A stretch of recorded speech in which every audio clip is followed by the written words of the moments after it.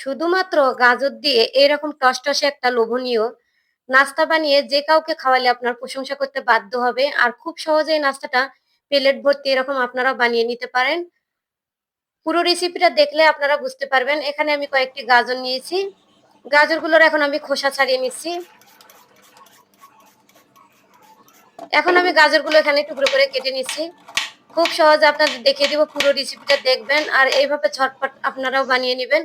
গাজরগুলো আমি ধুয়ে পরিষ্কার করে নিয়ে আবারও কড়াইয়ে দিয়ে দিলাম। আর সিদ্ধ পরিমাণে এখন আমি এখানে পানি দিয়ে এটা ১০ মিনিট সিদ্ধ করে নিব। গাজরটা কিন্তু আমার সিদ্ধ হয়ে গেছে প্রায়। এখন আমি পানি ঝরিয়ে একটি ব্লেন্ডারের জাগে সবগুলো উঠিয়ে নিচ্ছি আর এটা আমি ব্লেন্ডার করে নিব।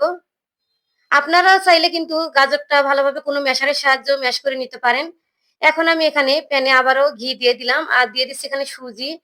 সুজিটা আমি ২ থেকে ৩ মিনিট ভেজে নেওয়ার পরে দিয়ে দিচ্ছি এখানে তরল দুধ। আর এখানে আমি ১ কাপ পরিমাণে দুধ এড করেছি সুজির সঙ্গে।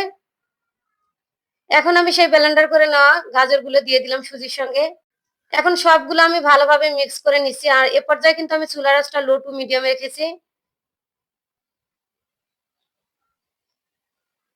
খুব সহজে এই নাস্তাটা আপনারাও ঝটপট এইভাবে বানিয়ে নিতে পারেন।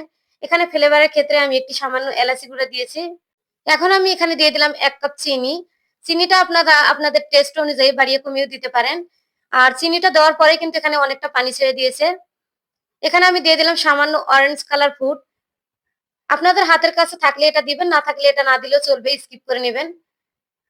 আবারও আমি চুলার আঁচটা লো রেখে এটা অনবরত নেড়ে-চেড়ে নিচ্ছি।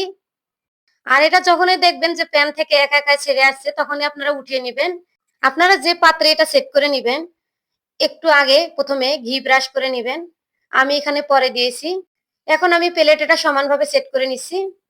খুব সহজ, সহজ রেসিপি পেতে আমার চ্যানেল ও পেজটিকে ফলো করে পাশে থাকবেন, যাতে আমি আপনাদের মাঝে আরো নতুন, নতুন ভিডিও নিয়ে আসতে পারি। আর এটা সেট করে রাখার পরে কিন্তু আমি ১ ঘন্টা রেখে দিয়েছিলাম নরমাল ফ্রিজে। নরমাল ফ্রিজে রাখার পরে আমি এখন বাহির করে এটা আপনাদের পরিবেশন করে দেখিয়ে দিচ্ছি। ডিজাইন করে কেটে দিব। উপর দিয়েও আমি সামান্য ঘি ব্রাশ করে নিলাম। এখন এটা আমি এই যে কেটে ডিজাইন করে আপনাদের দেখিয়ে দিচ্ছি। খুব সহজভাবেই কিন্তু প্লেট থেকে উঠিয়ে নেওয়া যাচ্ছে। আপনারা যেকোনো ডিজাইন এটা কেটে নিতে পারবেন। এখন আমি উপর দিয়ে দিচ্ছি কিছু পেস্তা বাদাম। এটা পুরোটাই অপশনাল। আমার হাতের কাছে ছিল। আমি দেখতে একটু ভালো লাগবে তাই দিয়েছি। আর আপনি কোথা থেকে আমার ভিডিওটি দেখছেন তা মন্তব্য করুন, যাতে আপনাকে আমি ধন্যবাদ দিতে পারি। এই দেখুন আমি ভেঙে দেখিয়ে দিচ্ছি কতটা সুন্দর হয়েছে এটা সুজি দেওয়ার কারণে। সবাই ভালো থাকবেন, সুস্থ থাকবেন। আবারও নেক্সট রেসিপি নিয়ে আপনাদের সাথে কথা হবে। আজকের মতো এ পর্যন্ত। আল্লাহ হাফেজ।